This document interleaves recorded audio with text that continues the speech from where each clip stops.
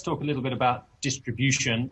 We've seen a scramble for access to many of the vaccines that are in development. Just in the last hour, I think the European Union has announced that they've signed a deal for 300 million doses of the Pfizer-BioNTech vaccine.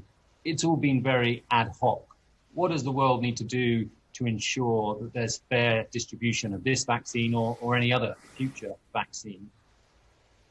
I think this is a really important issue, Barney. I think, my reaction, my family's reaction when the news came through, everybody's going, this is fantastic news. But to echo everybody else's comments, great news, but it should have been accompanied by a very big but.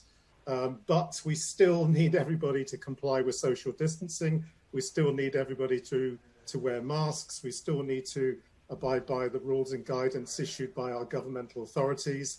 So, because there are many challenges, Barney, one of which is logistics. Well, a key one of which is how do we evenly distribute this and other vaccines? To Marc's point, or Yvonne's point, this is just one of many vaccines that will be coming through.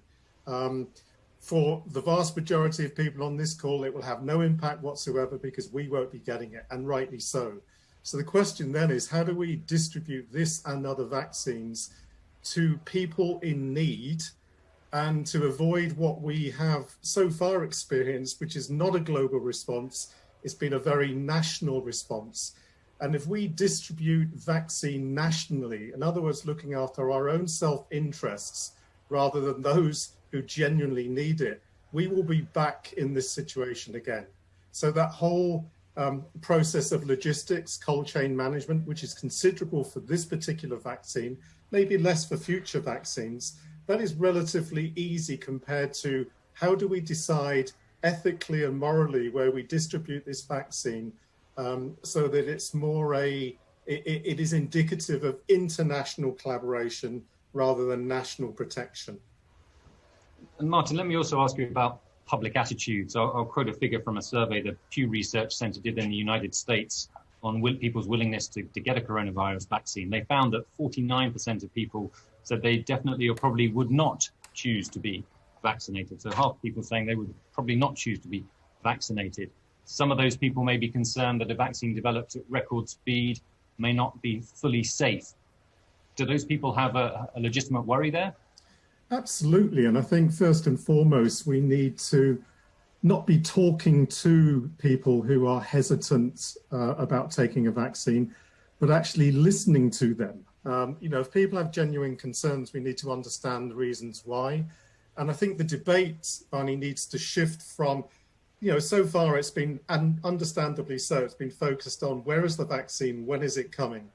And what hasn't really been debated is the process of vaccination. And we want people to willingly accept vaccines based upon trust.